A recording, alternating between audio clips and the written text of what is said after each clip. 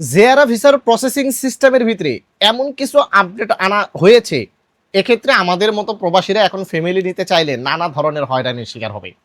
মানে এমন জটিল ও কঠিন আপডেট নিয়ে আসছে, এই আপডেটগুলো এখন যদি আমরা বাস্তবায়ন করতে যাই, এই সিস্টেমে যদি আমরা কাজ করতে চাই, তাহলে হয়তো আমার ফ্যামিলিদেরকে আমরা সৌদি আরবে নিয়ে আসতে পারবো না।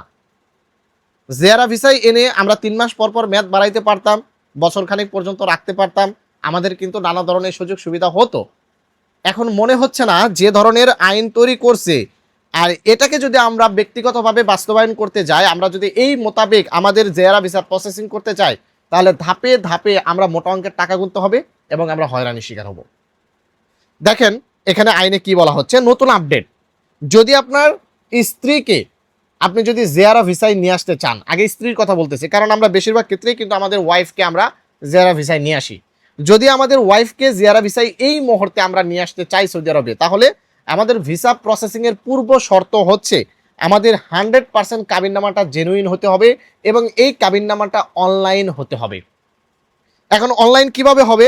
আমাদের জেলা রেজিস্ট্রার্ড অফিসের মাধ্যমে আমরা আবেদন করব। জেলা রেজিস্ট্রার্ড অফিসের মাধ্যমে আমরা আবেদন করব এবং জেলা রেজিস্ট্রার্ড অফিস থেকে আমাদের যে কাজী আছে, যে কাজী বিয়া পড়াইছে, ওই কাজীরে ফোন করবে।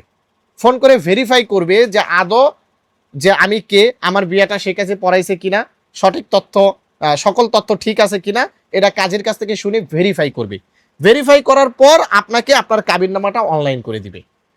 এখন ধরেন ওই কাজী যদি ফোন না ধরে, ওই কাজীকে 2-3 বার ফোন দিল, ফোন ধরলো না, তার মানে আপনার কাবিননামাটা অনলাইন হবে না। আর কাবিননামা যতক্ষণ অনলাইন না হবে ততক্ষণ পর্যন্ত আপনার বই প্রসেসিংয়ের জন্য, মানে আপনি জেয়ারা ভিসা আপনার ফ্যামিলির বই প্রসেসিংয়ের জন্য পাঠাইবেন, কাজ হবে না, ভিসা লাগবে না।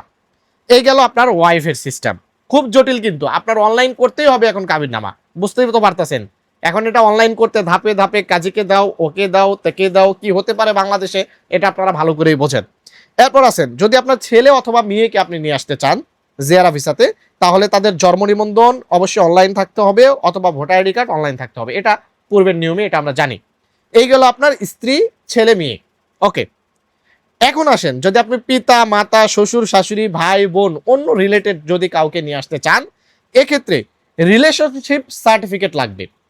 আর এই রিলেশনশিপ সার্টিফিকেটটা কি করতে হবে দেখেন, জেলা ম্যাজিস্ট্রেটের মাধ্যমে 300 টাকার স্ট্যাম্পের উপরে সত্যায়িত করতে হবে। কার মাধ্যমে? জেলা ম্যাজিস্ট্রেটের মাধ্যমে আপনাকে 300 রিয়াল স্ট্যাম্পের ভিতরে এটাকে সত্যায়িত করতে হবে। এখানেই শেষ না, সত্যায়িত করার পর এই রিলেশনশিপ সার্টিফিকেটটাকে মিনিস্ট্রি অফ ফরেন অর্থাৎ মুফার কাছে পাঠাতে হবে এবং মুফা থেকে এটাকে সত্যায়িত করতে হবে। এরপর আপনি এই পেপারস দিয়ে, রিলেশনশিপ সার্টিফিকেটটা দিয়ে আপনার পিতা, মাতা, শ্বশুর, শাশুড়ি, ভাই, বোন বা অনন্য রিলেশন যারা আছে তাদের ভিসা আপনি প্রসেসিং করতে পারবেন। এখন চিন্তা করে দেখেন, যদি রিলেশনশিপ সার্টিফিকেটটি যদি আমি জেলা ম্যাজিস্ট্রেটের মাধ্যমে সত্যায়িত করতে চাই, মুফার মাধ্যমে সত্যায়িত করতে চাই, তাহলে আমরা কতটা হয়রানির শিকার হতে পারি, ধাপে ধাপে আমাদের কতটুকু অর্থ লস যেতে পারে, আপনারা ভালো করেই বুঝতে পারতেছেন। তাই এই মুহূর্তে বিকল্প সিস্টেম হচ্ছে, জিয়ারা ভিসাতে আপনার ফ্যামিলিকে যদি না নিয়ে আসতে পারেন, এই জটিল প্রসেসিংয়ের মধ্যে যদি আপনি পড়ে যান, তাহলে আপনার লাস্ট মাধ্যম হচ্ছে 3 মাস করে আপনার ফ্যামিলিকে উমরা ভিসাতে সৌদি আরবে নিয়ে আসতে পারবেন। যদি উমরা ভিসাতে 3 মাসের জন্য আপনি ভিসা চান, চাইলে তৌফিক আলী ট্রাভেলসে যোগাযোগ করতে পারেন, আমরা উমরা ভিসা করে দিচ্ছি 3 মাসের জন্য। ভালো থাকবেন, ভিডিওটিকে শেয়ার করে দিবেন। ধন্যবাদ সকলকে, আসসালামু আলাইকুম।